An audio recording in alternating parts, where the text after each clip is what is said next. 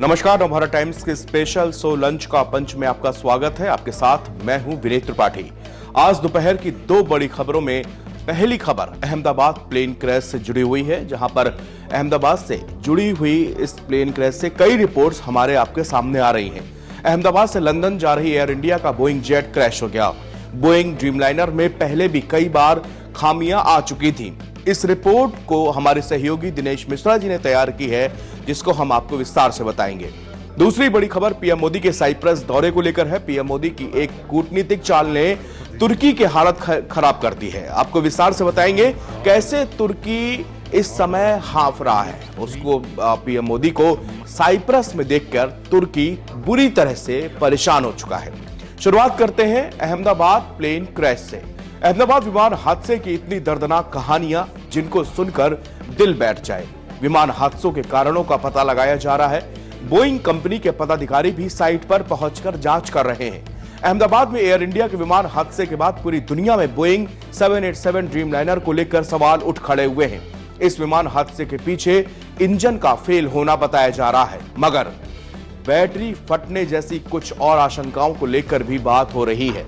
हादसे के बाद भारतीय विमानन एजेंसियां नागर विमानन महानिदेशालय यानी कि डीजीसीए ने एयर इंडिया के बोइंग 787 ड्रीमलाइनर बेड़े की सुरक्षा जांच के आदेश दिए हैं। यह आदेश 12 जून को अहमदाबाद प्लेन हादसे में 241 लोगों की मौत के एक दिन बाद जारी किया गया है। इसमें कहा गया कि बोइंग की 787-8 और 787-9 जहाजों की हर उड़ान से पहले जांच की जाएगी। सभी रिपोर्ट्स डीजीसीए को सौंपी जाएगी। वहीं डीजीसीए ने एयर इंडिया के जेनेक्स इंजन वाले बोइंग 787-8 और 787-9 विमानों के अतिरिक्त रखरखाव का भी निर्देश दिया है। यह आदेश 15 जून से लागू हो गया है। टाटा ग्रुप की एयर इंडिया के बेड़े में 26 बोइंग 787 और 7 बोइंग 787-9 हैं। जानते हैं ये बोइंग ड्रीमलाइनर क्या है? क्या इस विमान की बैटरी भी फट गई थी? क्या बोइंग ने मुनाफे के चलते से कई खामियां छिपाई हैं? बोइंग 787 ड्रीमलाइनर एक आधुनिक mid size twin engine wide body jet विमान है, जिसे अमेरिकी विमानन कंपनी बोइंग ने बनाया है। यह लंबी दूरी की उड़ानों के लिए डिजाइन किया गया है और पुराने बोइंग 767 को रिप्लेस करने के लिए लाया गया। यह फ्यूल एफिशिएंट विमान है। इस विमान का 50% हिस्सा कार्बन फाइबर जैसे कंपोजिट मटेरियल से बना है, जो इसको हल्का और मजबूत बनाता है। वहीं ड्रीमलाइनर की खिड़कियां किसी भी कमर्शियल विमान में सबसे बड़ी है। केबिन का प्रेशर 1900 मीटर की ऊंचाई जैसा रखा जाता है, जिससे ऑक्सीजन 8% ज्यादा रहती है और थकान कम होती है। केबिन में रंग बदलने वाली एलईडी लाइट्स हैं, जो टाइम जोन बदलने का असर कम करती हैं। बोइंग 787 ड्रीमलाइनर अपनी सहायक बिजली इकाई यानी कि एपीयू के लिए और इलेक्ट्रॉनिक उड़ान प्रणालियों के लिए बैकअप के रूप में लिथियम आयन बैटरी का प्रयोग करता है। इन बैटरियों को उसके हाई एनर्जी डेंसिटी और लॉन्ग लाइफ साइकिल के लिए चुना गया था। हालांकि वो सुरक्षा मुद्दों से जुड़े रहे हैं, जिसमें ओवरहीटिंग और आग लगना शामिल है, जिसके कारण 2013 में पूरे 787 बेड़े को अस्थायी रूप से ग्राउंडेड कर दिया गया था। हालांकि एयर इंडिया का जो विमान क्रैश हुआ था, उसके सटीक वजहों के बारे में अभी तक पता नहीं चल पाया है। इसके बारे में एजेंसियां जांच कर रही हैं। ड्रीमलाइनर को ताकत 2 लिथियम आयन बैटरी से मिलती है। मेन बैटरी फ्रंट पर होती है, दूसरी ऊपर में पीछे की ओर लगी होती है। Lithium ion battery 1000 degree centigrade तक आग पकड़ सकती है। यह ड्रीमलाइनर की कार्बन फाइबर बॉडी के गर्मी सहने की क्षमता 343 डिग्री से 3 गुना तक होती है। इस बैटरी में यूज किया जाने वाला इलेक्ट्रोलाइट फ्लूइड जल्दी आग पकड़ सकता है।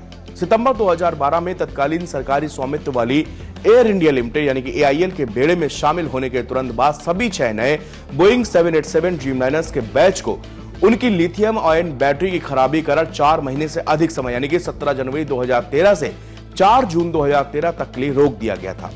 नियंत्रण और महालेखा परीक्षण यानी कि सीएजी की 2017 की एक रिपोर्ट में खुलासा हुआ था। कुल मिलाकर एआईएल ने मेसर्स बोइंग से 27B 787-800 विमानों को ऑर्डर दिया था। हाई एनर्जी डेंसिटी और लॉन्ग लाइफ के लिए चुने गए विमान में लिथियम आयन बैटरियों का इस्तेमाल सहायक बिजली इकाई एपीयू को शुरू करने और इलेक्ट्रॉनिक उड़ान प्रणालियों के लिए बैकअप पावर प्रदान करने के लिए कहा गया। जनवरी 2013 में दो नए ड्रीमलाइनर 787/8 विमान जापान की दो एयरलाइंस कंपनियों के बेड़े में शामिल किए गए थे, जिसमें लगी लिथियम आयन यानी कि लिलॉन बैटरी में आग लग गई। एक विमान में आग तब लगी जब वह बोस्टन के एयरपोर्ट पर पार्किंग में खड़ा था, जबकि दूसरा ड्रीमलाइनर उड़ान भर चुका था। आग लगने के चलते उनकी इमरजेंसी लैंडिंग भी करवानी पड़ी। इसके बाद अमेरिका के फेडरल एविएशन एडमिनिस्ट्रेशन यानी कि FAA ने 3 महीने के लिए दुनिया भर से सभी ड्रीमलाइनर्स विमानों की उड़ानों पर रोक लगा दी थी। बोइंग ने अपने बैटरी सिस्टम और उसके इंसुलेशन यानी बैटरी को इंजन की गर्मी से बचाने के तरीके में सुधार किए थे। इसके बाद फिर से इस विमान को लौटाया गया था। अब रुख करते हैं दूसरी खबर की ओर। प्रधानमंत्री नरेंद्र मोदी 3 देशों की विदेश यात्रा पर है। रविवार को साइप्रस से उन्होंने अपने विदेश दौरे की शुरुआत की। साइप्रस के राष्ट्रपति निकोस क्रिस्टोडोलिडेस ने प्रोटोकॉल तोड़कर एयरपोर्ट पर पीएम मोदी का भव्य स्वागत किया। पीएम मोदी को साइप्रस का सर्वोच्च नागरिक सम्मान से भी नवाजा गया। पीएम मोदी की साइप्रस में स्वागत की तस्वीरें पड़ोसी देश तुर्की को बेचैन कर रही हैं। दरअसल तुर्की भारत के कट्टर दुश्मन पाकिस्तान का दोस्त है। तुर्की ने पहलगाम आतंकी हमले के बाद पाकिस्तान के खिलाफ भारत की जवाबी कार्रवाई का विरोध किया था। यह 2 दशक से अधिक समय में किसी भारतीय प्रधानमंत्री की पहली साइप्रस यात्रा है। इसके साथ ही आतंकवाद के खिलाफ भारत की सफल सैन्य कार्रवाई ऑपरेशन सिंदूर के बाद पीएम मोदी की पहली विदेश यात्रा है। साइप्रस ने पहलगाम आतंकी हमले की निंदा की थी और संकेत दिया था कि वो यूरोपीय संघ स्तर पर चर्चाओं में पाकिस्तान से उत्पन्न सीमा पार आतंकवाद के मुद्दे को पुरजोर तरीके से उठाएगा। साइप्रस और तुर्की दोनों पड़ोसी देश हैं। दोनों की सीमाएं एक दूसरे से मिलती हैं, लेकिन दोनों देशों के बीच लंबे वक्त से सीमा और नस्लीय विवाद है। साइप्रस के उत्तरी इलाके में तुर्क और ग्रीक मूल के लोगों की संख्या अधिक है। साइप्रस संघर्ष की शुरुआत 1974 में यूनान सरकार के समर्थन से हुए सैन्य तख्तापलट से हुई थी। इसके बाद तुर्की ने साइप्रस के उत्तरी हिस्से पर आक्रमण कर दिया था। इस दौरान तुर्की ने साइप्रस के मशहूर पर्यटक शहर वरोशा पर कब्जा कर लिया। बहुमंजिला इमारतों वाला यह शहर कभी पर्यटकों से भरा रहता था, जो कि पिछले 47 सालों से निर्जन पड़ा हुआ है। बीबीसी की एक रिपोर्ट के मुताबिक तुर्की ने 35,000 सैनिकों को एक क्षेत्र में तैनात किया है। इस घटना के बाद से द्वीप को 2 हिस्सों में बटा हुआ है। तुर्क साइप्रस वासियों ने अपने इलाके को एक स्वघोषित राष्ट्र का दर्जा दिया है, जिसे सिर्फ तुर्की ही स्वीकार करता है। वहीं ग्रीक साइप्रस सरकार को संयुक्त राष्ट्र, अमेरिका समेत दुनिया के कई राष्ट्र स्वीकार करते हैं। संयुक्त राष्ट्र एक लंबे समय से इस द्वीप के एकीकरण के प्रयास कर रहा है, लेकिन अब तक उसे कोई उल्लेखनीय सफलता नहीं मिली। जैसे पाकिस्तान ने कश्मीर के कुछ हिस्से पर अवैध रूप से कब्जा किया है, वैसे ही तुर्की ने भी साइप्रस के उत्तरी इलाकों पर कब्जा किया है।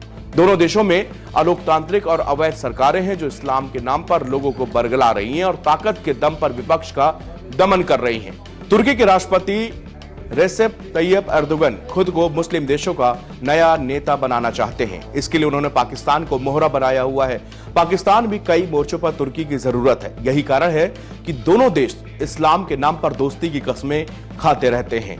तुर्की ने पिछले कुछ सालों में संयुक्त राष्ट्र के मंच पर कई बार कश्मीर का मुद्दा भी उठाया है। वहीं पाकिस्तान ने तुर्की से बड़ी मात्रा में सैन्य हथियारों की खरीद भी की है।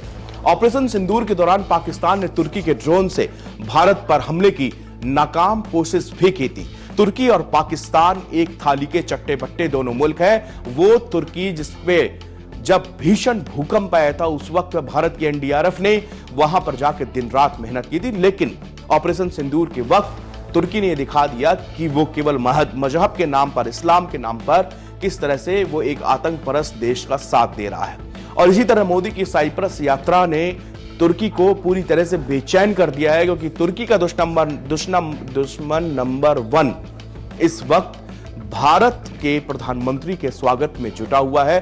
प्रोटोकॉल तोड़ के उन राष्ट्रपति मिलने गए, प्रधानमंत्री मोदी को रिसीव किया और वहां के सर्वोच्च नागरिक से सम्मान से भी नवाजा है। फिलहाल लंच का पंच में इतना ही। देश और दुनिया की तमाम खबरें देखने के लिए बने रहिएगा नवभारत टाइम्स के साथ। शुक्रिया।